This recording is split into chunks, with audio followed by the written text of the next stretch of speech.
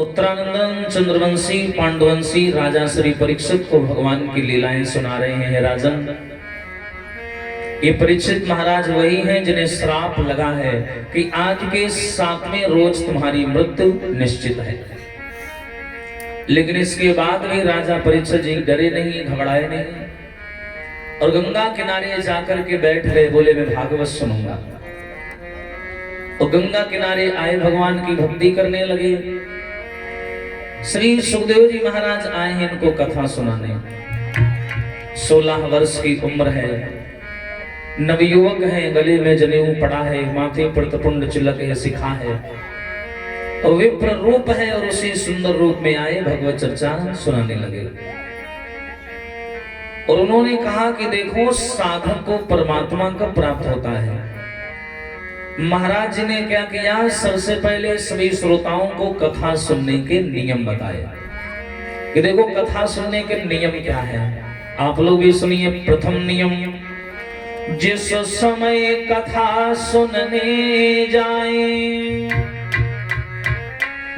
तो शुद्ध स्वच्छता से जाए, माया के द्वंद फंद हरगिज अपने न साथ में ले जाएं। अब देखिए कितना बढ़िया नियम है। जिस समय कथा सुनने जाए तो शुद्ध स्वच्छता से जाएं और माया के द्वंद फंद हरगिज अपने न साथ में ले जाएं। यानी जब भी भगवान की कथा सुनने जाएं तो स्नान ध्यान करके जाएं, साफ सुथरे वस्त्र पहन करके जाएं। एक व्यक्ति आया, बोला महाराज ये बताओ, हम निर्धन हैं, हम गरीब हैं, अब हमारे पास साफ सुथरे कपड़े नहीं है, मैले कुचले हैं, तो हम क्या करें। तो हमने कहा कोई बात नहीं है, अगर साफ सुथरे वस्त्र नहीं भी है ना तो एक काम करो, साफ सुथरा मन लेकर के जाओ, उसमें कौन से पैसे लगते हैं। लेकिन कुछ उदंडी था, बोला महाराज अगर मन ना हो तो हम कहीं मन, अगर मन ना हो तो कोई हमको देखो मरी जा, और क्या बोले, ऐसो को ऐसी सुई दे देता। और देखिए दूसरा नियम कौन सा है।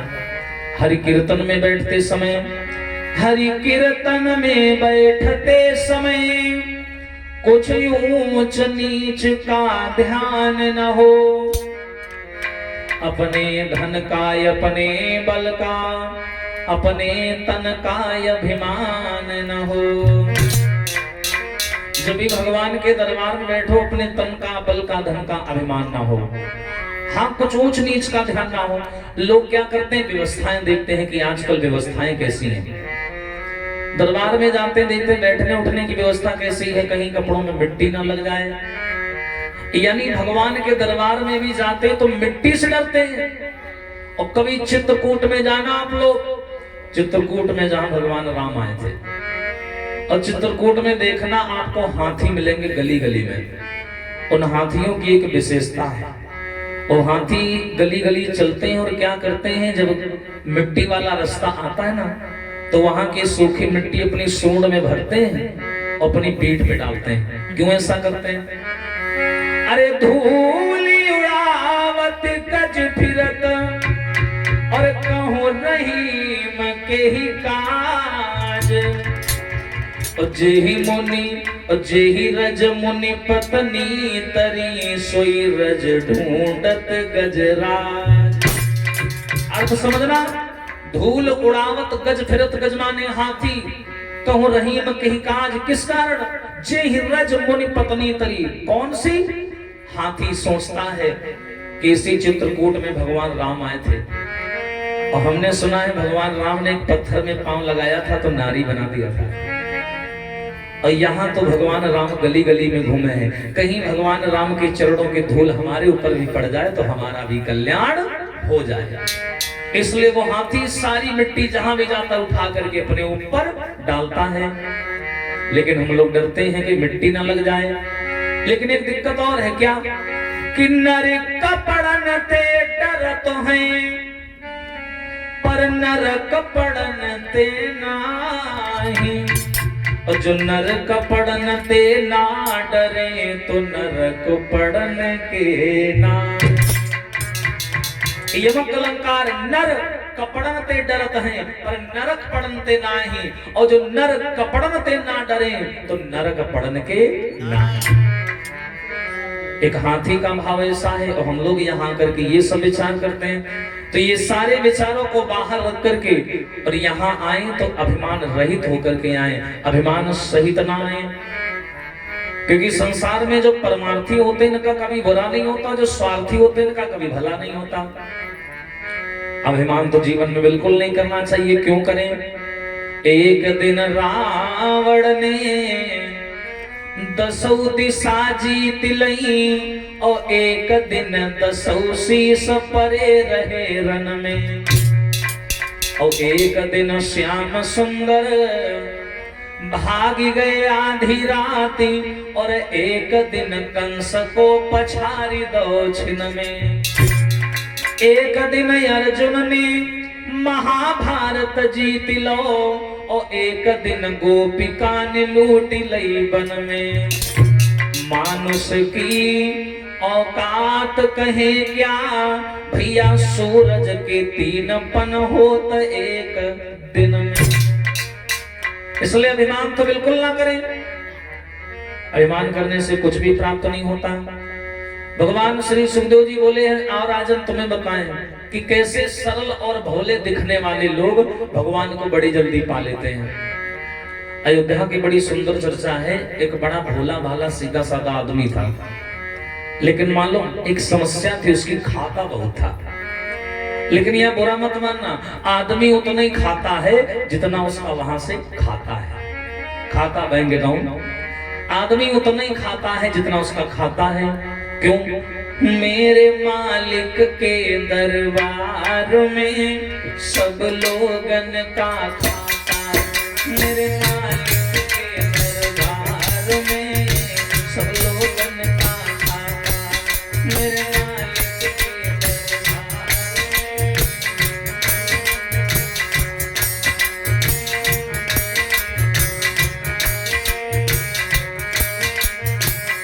क्यों? वो जिसने जैसा कर्म किया वो वैसा ही फल पाता, मेरे माधव के दरबार में सब लोगन का खाता, मेरे माधव के।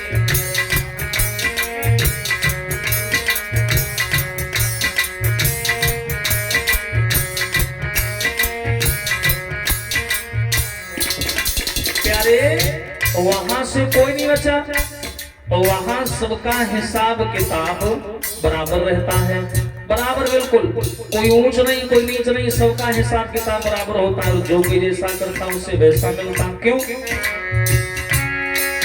अरे बड़े कड़े कानून प्रभु के, बड़ी कड़ी मर्यादा, बड़े कड़े कानून प्रभु के, बड़ी कड़ी मर्यादा।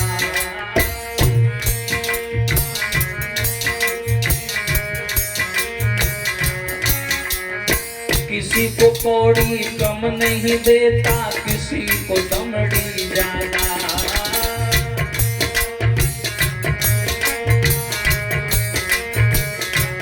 हाँ, किसी को कौड़ी कम नहीं देता, किसी को दमड़ी ज्यादा।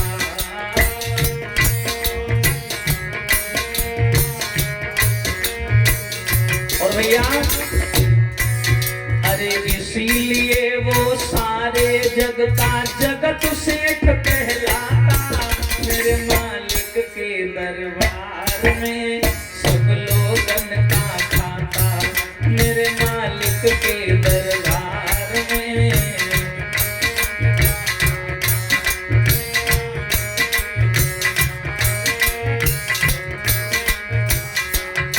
प्यारे, कभी ये धर्म की बातों को अपने जीवन में उतार करके देखना, कभी नहीं हारोगे। पर लोगों को ये आडंबर मजाक लगता है। ये मजाक 18 पुराण, 6 शास्त्र, 4 वेद, 12 उपनिषद, ये मजाक। समझिए इनकी गहराई को। अरे करते फैसला सभी का भगवान, आसन पर वो डटके।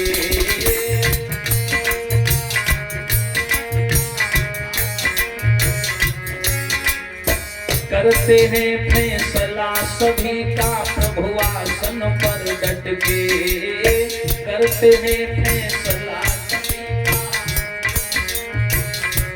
और अरे इनका फैसला कभी न बदले, लाख कोई सर पटके।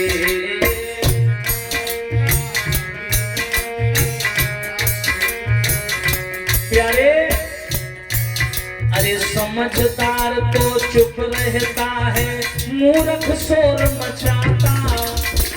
हाँ, समझदार तो चुप रहता है, मूर्ख शोर मचाता। मेरे मालिक के दरबार में सब लोग का खाता, मेरे मालिक के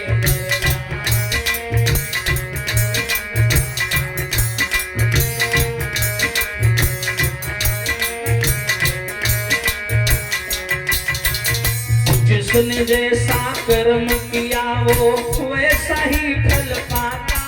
मेरे मालिक के दरबार में सब लोग का खाता।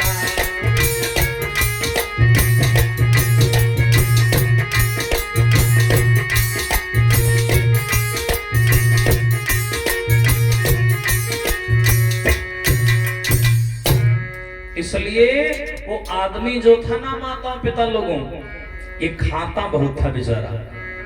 बड़ी बढ़िया घटना है, ध्यान से सुनना। अब बेचारा सुबह बैठ गए, शाम तक खाते ही रहे, दिन भर उसका मुंह चले। घर वाले परेशान, घर वाले बोले जितना हम सब लोग मिलकर के खाते हैं 4-5 लोग, उतना ये अकेले खा जाता। काम का ना काज का, ऊपर से दुश्मन अनाज का। बहुत खाता था। घर वाले इतना परेशान हो गए उससे, एक पैसे का काम भी ना करे, तो घर वालों ने क्या किया, मजबूरी में आकर के उसे घर से निकाल दिया। और जब उसे घर से निकाल दिया तो बेचारा ऐसे गली गली भटकने लगा। और एक बार अयोध्या जी पहुंच गया। अयोध्या गया तो एक मंदिर नजर आया। उस मंदिर पर एक बहुत मोटे मोटे साधु बैठे थे, इनकी तरह। हाँ, बिल्कुल इनकी तरह हट्टे कट्टे। उसने देखा कि ये बाबा जी बहुत मोटा है, ऐका मतलब ये खूब खाते नहीं है। हाँ, तो उसने आओ ना देखा था, बाबा जी के पास गया, बोला बाबा जी प्रणाम। बोले बच्चा खुश रहो, कैसे आए? बोला बाबा जी आप हट्टे कट्टे बहुत हो, ऐका मतलब खूब खाते ही हो। बोले हाँ खाई तो है बेटा, और जीने के लिए खाना पड़ता है। हाँ तो बाबा जी हमको अपन ही समझो, हम भी खाने के लिए जीते हैं। एक काम करो बाबा जी, हमें भी अपना चेला बना लो। गुरुजी बोले चेला बनोगे? हाँ। आश्रम कहाँ है? बाबा जी बोले यहीं पास में ही है।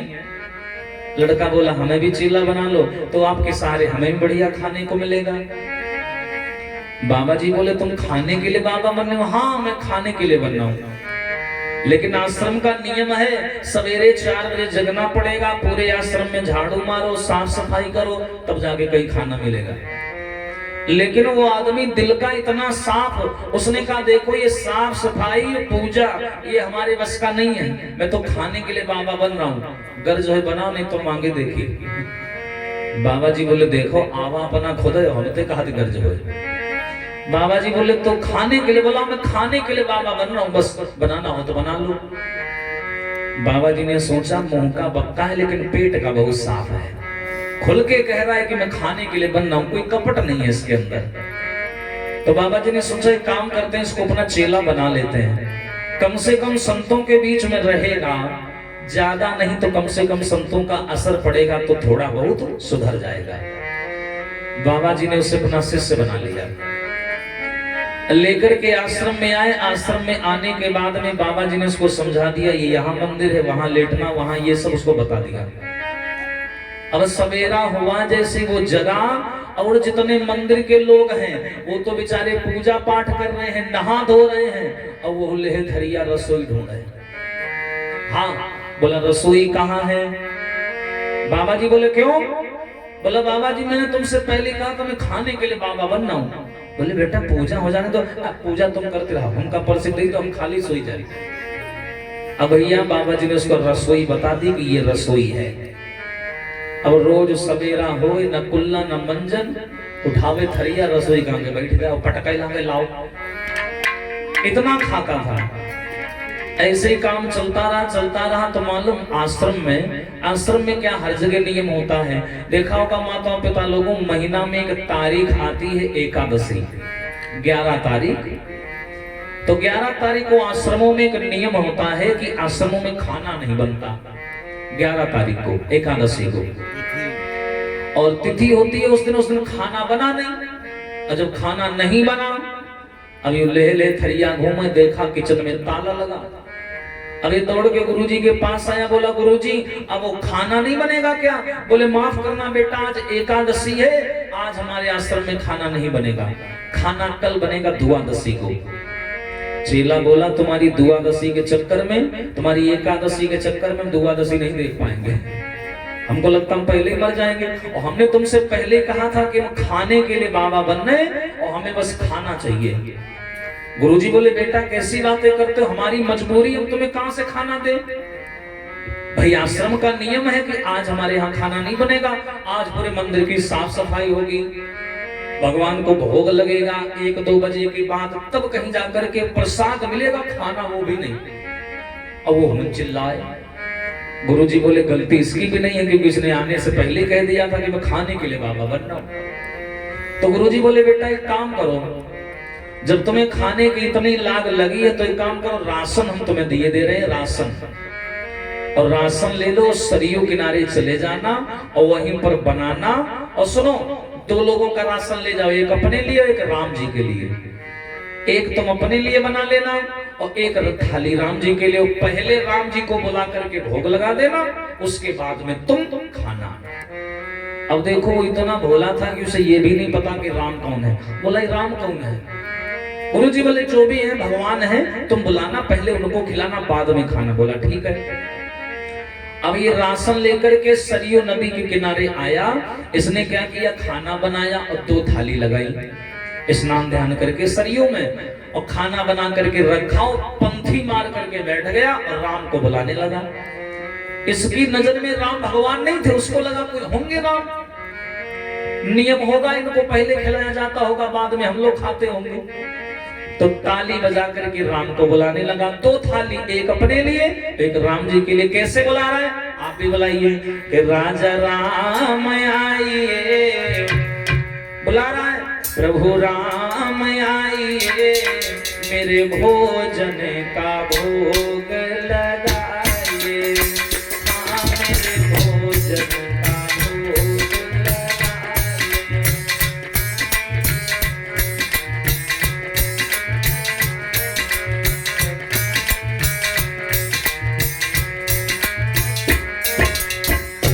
राजा राम आइए, प्रभु मेरे भोजन का भोग लगाइए, हाँ मेरे भोजन का भोग।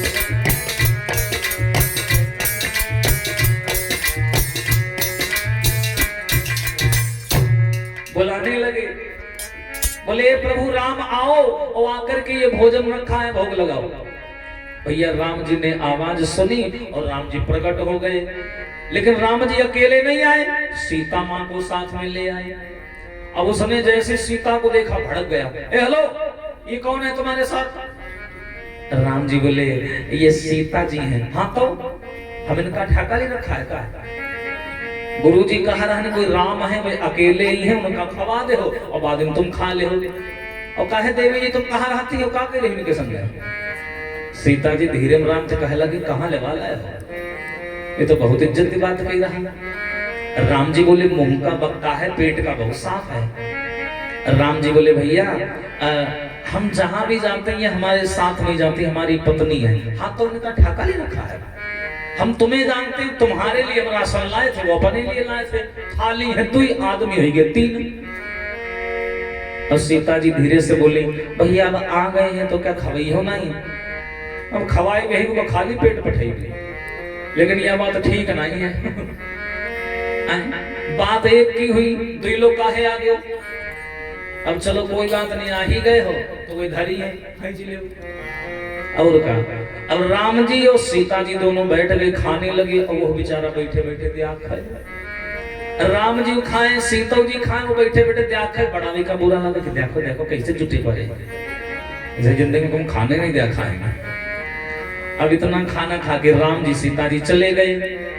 अब ये वहां से छूटा और छूटने के बाद गुरुजी के पास आया, बोला गुरुजी क्या हुआ बेटा, तुमने कहा था राम एक है अकेले आएंगे और अपनी पत्नी को लेके आ गए क्या? हाँ हम बता भूखे रह गए, हमारे सब सीता जी खा गई, हम भूखे रह गए। गुरुजी की आंखों से आंसू आ गए। गुरुजी बोले मैं 50 साल से इस मंदिर की सेवा कर रहा हूँ, 50 साल से मुझे इतने श्लोक याद हैं, संस्कृत याद है, इतना बड़ा विद्वान हूँ, बड़ी बड़ी समाजों में बैठता हूँ और रात दिन भगवान की पूजा करता हूँ, कभी भगवान राम छोड़ो राम की परछाई नहीं दिखी हमको। और यह कल्ले की आवाज सिर्री मंदिर में आकर अगरबत्ती नहीं लगा ऐसे, राम तो छोड़ो सीता जी का मिल गई बताओ। गुरुजी अपना टेंशन पड़े। गुरुजी बोले इसका मतलब है कि इसका भाव भगवान को पसंद आ गया है, अब हम भी इसका साथ देंगे, हो सकता है इसके सहारे हमारी भी नाव पार लग जाए। अब गुरुजी बोले कोई बात नहीं बेटा, अगली बार तुम्हें काम करना 3 लोगों का राशन ले जाना। बोला ठीक है, ले प्रसाद खा ले, आज मन समझा लो, अगली बार 3 लोगों का लेके जाना। अगला महीना लगा, अगली एकादशी आई, अब ये 3 लोगों का राशन लेकर के चला और सरयू किनारे आया। सरयू में स्नान किया, स्नान करने के बाद में बढ़िया टिक्कर से के दाल चावल बनाया, 3 थाली लगाई और गिने लाख बैठ गई हैं, या हमारी भी गई, या राम जी की भी गई, या सीता जी की भी गई। चलो अब बुलाई, अब पंथी मार के बैठ गया, बुलाने लगा कि राजा राम आइए, प्रभु राम आइए, मेरे भोजन का भोग लगाइए, हाँ मेरे भोजन का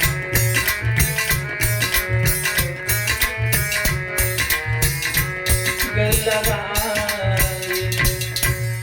जैसे इसने भगवान को बुलाया तुरंत राम जी प्रकट हो गए, लेकिन राम जी इनते एक कदम आगे रहे। राम जी भी आ गए, सीता जी भी आ गई और साथ में लक्ष्मण भी आ गए। और जैसे ही उसने लखन को देखा, बोला गलत बात गलत बात, ये कहा चल रहा, हमका सिर्फ नहीं समझे होगा। राम जी बोले का होगा भैया, काहे मार चिल्ला रहे हो, काहे ना चिल्लाई, पिछली बार भी मैं भूखा रह गया, ये देवी जी चली घूंघट मारे ठाड़ी है, अब की बार ये कौन है भैया, कहाँ रहा थे?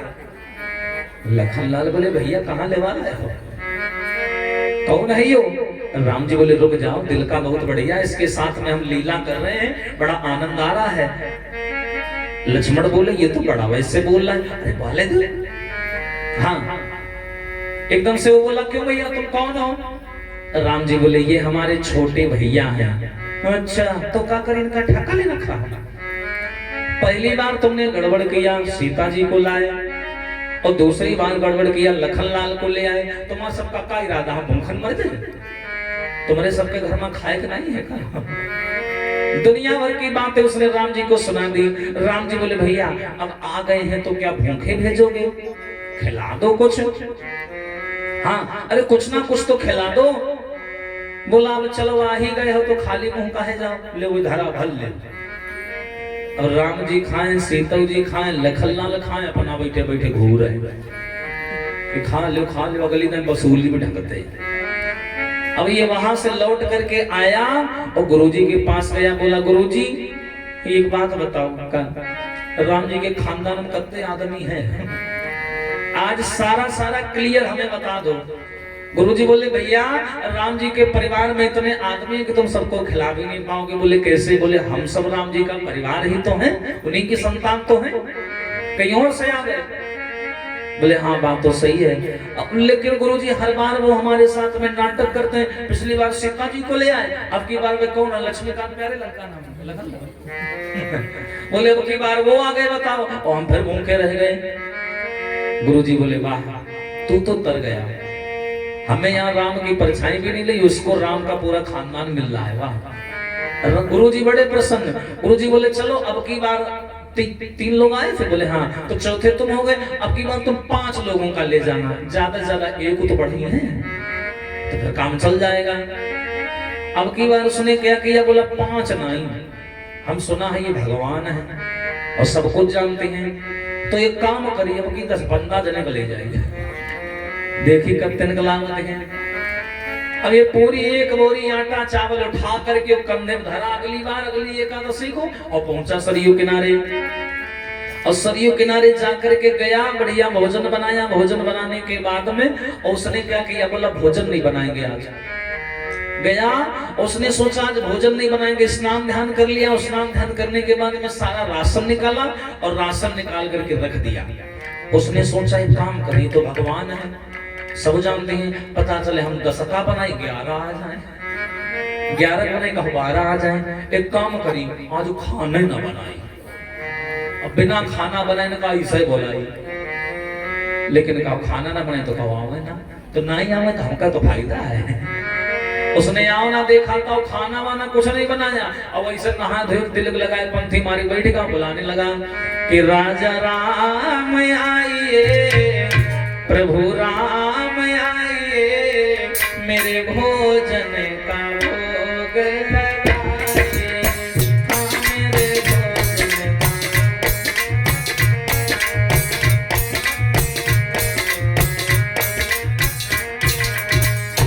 राजा राम आइए, प्रभु राम आइए, मेरे भोजन का भोग लगाइए, मेरे भोजन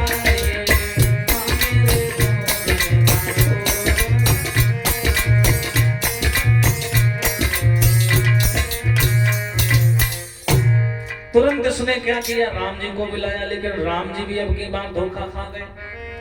राम जी ने सोचा एक काम करते हैं, ये ज्यादा हमारे साथ मजाक करता, अब की बार सबको लेके चलते हैं। और अब की बार राम प्रकट हो गए, सीता जी भी आए, लखन भी आए, भरत भी आए, शत्रुघ्न भी आए, सब आए, हनुमान जी भी आए। वो अपना बैठ पाए चढ़ा, कहा और बुला ले खाओ, तुमका खवाई भी आज, बोला बोला बोला कत्ते और बुला ले। अब राम जी आ गए, राम जी का पूरा परिवार आ गया। अब जैसे सब लोग आ गए, तुरंत सब लोग ऐसे ऐसे देखने लगे, राम जी भी ऐसे ऐसे देखे। तो राम जी बोले भैया हाँ बताओ खाना कहाँ है? खाना? और तुमको खाना क्यों? हर बार हम आते थे, हर बार तुम हमें खिलाते थे, इस बार नहीं खिलाओगे? तो बड़ा तेज खिलखिला करके हंसा, कहा प्रभु हर बार तुम हमका भूखा छोड़ देते रहो, अब कि हम खाने नहीं बनावा। हाँ, कहा कि हमने खाने नहीं बनाया। तो राम जी बोले तो खाएंगे क्या हम लोग? खाएंगे क्या? वो उधर आटा, वो उधर चाउर, और उधर दाल, बनाओ खाओ, हमको खाओ। और देखो अगर बनावत तो टेंशन ना लो, नारी तुम्हारे संग है। बोले कौन? बोले सीता जी। सीता जी भी हाल हमको लपेटी लीजिए। हाँ, काहे लपेटी ने 2 दिन ठूस गई हो। हाँ, बनाओ खाओ और हमको खवाओ। अब राम जी से सीता जी कानन कहे लगे, काहे अब की मामला उल्टा होगा? राम जी बोले हाँ आपकी उल्टा होगा, ये बड़ा चालाक है। बोले काम करो, बैठी का देख रहे हो, जाओ चूल्हा उल्हा बार हो जाए। हनुमान जी उसने एकदम कह दिया ये कौन है? ये हनुमान जी हैं। अच्छा आदमी लगा के लाओ, बंदरों ले लगे, कहा है तुम्हारा खानदान? हनुमान जी बोले वाह बहुत अच्छी जगह ले वाला है, बहुत रिस्पेक्ट मिल रही। हाँ, अब हनुमान जी चढ़ गए पेड़ पर, लकड़ियां तोड़ के गिराने लगे। सीता जी रसोई करने लगी, और रसोई करने के बाद में सीता जी ने सबके लिए खाना बनाया। और खाना बनाने के बाद में इधर लाइन से राम जी का परिवार बैठ गया और खुद इधर बैठ गया और बढ़िया परोस करके खाने लगा। राम जी का परिवार भी खा रहा है, वो भी खा रहा है और बातें कर रहे हैं एक दूसरे से। लेकिन उस दिन समय बहुत हो गया, लौट करके आश्रम नहीं गया टाइम पर।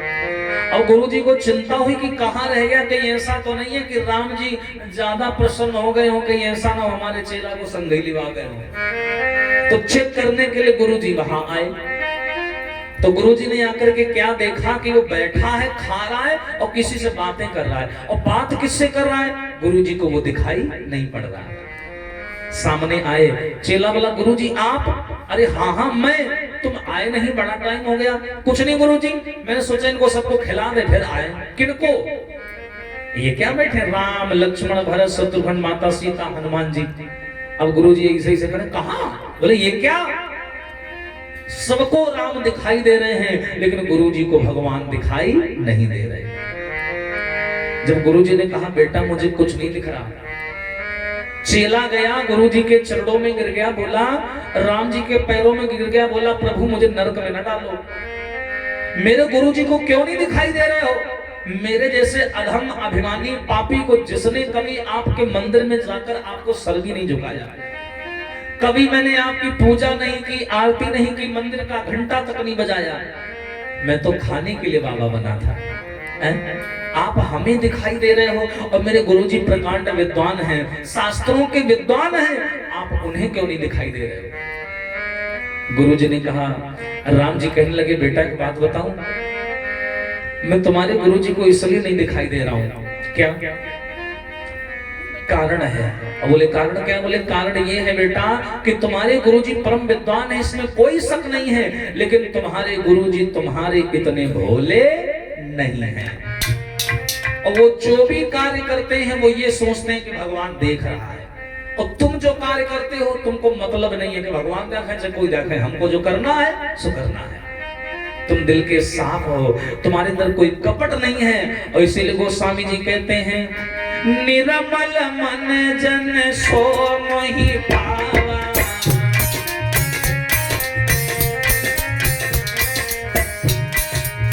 निर्मल मन जन सो मोहि पावा, मोहि कपट छल छिद्र ना भावा।